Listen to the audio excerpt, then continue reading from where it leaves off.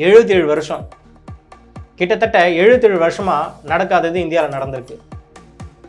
Delhi CM Aravind கெஜ்ரிவாலை அமலாக்கத்துறை கைது பண்ணியிருக்காங்க. சுதந்திர இந்திய வரலாற்றிலேயே ஒரு சிஎம் பதவியில் இருக்கும்போது கைது செய்தது என்பது இதுதான் முதல் முறை. ஆனால் நம்ம ஜெயலலிதா கூட சிஎம் பதவியில் இருக்கும்போது அவங்களோட பதவியை பன்னீர்செல்வத்துக்கிட்ட ஒப்படைச்சிட்டு தான் அவங்க கோர்ட்டில் ஆஜரானாங்க. ஆனால் நம்ம நல்லு பிரசாத் யாதவ் கூட மாட்டு தீவன வழக்கில் ராஜினாமா பண்ணி ஒரு 4-5 நாள் கழிச்சு தாங்க அரெஸ்ட் பண்ணாங்க. இவ்வளோங்க நம்ம ஜார்க்கண்டுடைய சிஎம் சூரனை ரெசிக்னேஷன் லெட்டரை சப்மிட் பண்ணதுக்கு அப்புறம் தான் அரெஸ்ட் வாரண்டே கொடுத்தாங்க. ஆனால் இதுதாங்க முதல் முறையா ஒரு சிஎம் பதவியில் இருக்கும்போதே கைது பண்ணியிருக்காங்க, அதுவும் ஜெயிலில் போட்டிருக்காங்க. என்னவா இருக்கும்? இதில் ஏதாவது அரசியல் உள்ளீடு இருக்குமா? அதை பற்றி தான் இன்னைக்கு வீடியோக்குள்ள பார்க்க போகிறோம். வாங்க வீடியோக்குள்ள போகலாம்.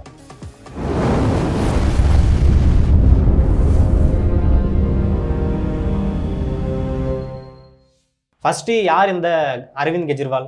1968 வருஷத்தில் ஹரியானா திவானி டிஸ்ட்ரிக்டில் பிறக்கிறாரு.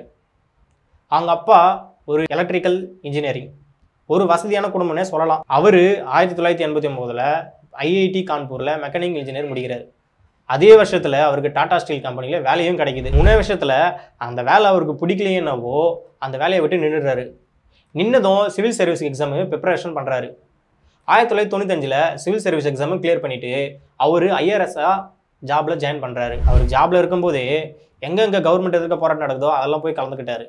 அவருக்கு என்ன தோணுச்சானாவோ, நம்ம ஒரு கவர்மெண்ட் சர்வெண்ட்டாக இருந்துட்டு கவர்மெண்ட் எதிர்க்காகவே போராடுறோமே அப்படின்ட்டு அந்த ஜாபையும் குயிட் பண்ணிட்டு போயிடுறாரு. இதுக்கப்புறமா தான் அவர் சின்ன சின்ன போராட்டத்தில் கலந்துக்கிட்டு, இதில் முக்கியமானது 2010 அண்ணா ஹசாரே ஸ்டார்ட் பண்ண ஜன் லோபால் மூமெண்ட். ஒரு கட்டத்தில் நம்ம போராடிட்டே இருந்தால் இதுக்கு ஒரு தீர்வு கிடைக்காதுன்னு நம்மளே டைரெக்டாக அரசியலுக்கு வந்துடலாம் அப்படின்ட்டு இவரே சிஎம் ஆகிறதுக்காக 2012 ஆம் ஆத்மி என்ற ஒரு பார்ட்டியை தொடங்குறாரு.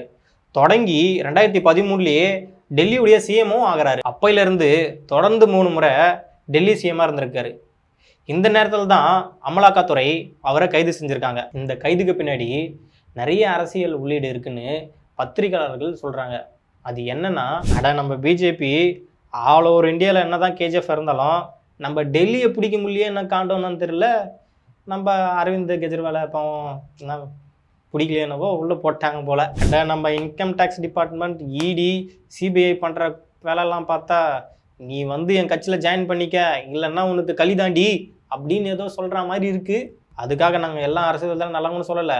அது எப்படி எதிர்கட்சி எம்எல்ஏ பார்த்து டார்கெட் பண்ணி தூக்குறாங்கன்ட்டு மக்கள்கிட்ட ஒரு சந்தேகம் ஏற்பட்டுருக்கு. இது இப்போன்னு இல்லை, எந்த கட்சி ஆட்சிக்கு வந்தாலும் இப்படி தான் பண்ணுறாங்க. சென்ட்ரல் கவர்மெண்ட்டு மக்களுக்கு பணி செய்கிறத விட எதிர்கட்சி ஒரு ஆப்பு வைக்கணுன்ட்டு செயல்படுறாங்களோ என்னவோ. சரி, நம்ம கெஜ்ரிவால் அரஸ்டான கதைக்கு வருவோம்.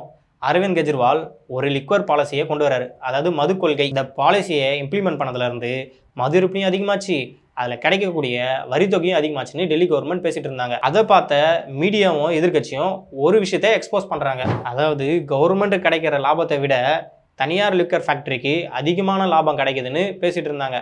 அந்த லாபம் எல்லாம் அவங்க கட்சியில் இருக்கக்கூடிய ஆளுங்களுக்கே போய் சேருதுன்னு அங்கே சொல்லிட்டு இருந்தாங்க. இதுக்கப்புறமா டெல்லி கவர்னர் சிபிஐக்கு இது என்னன்னு பாருங்கப்பா அப்படின்னு சொல்கிறாங்க.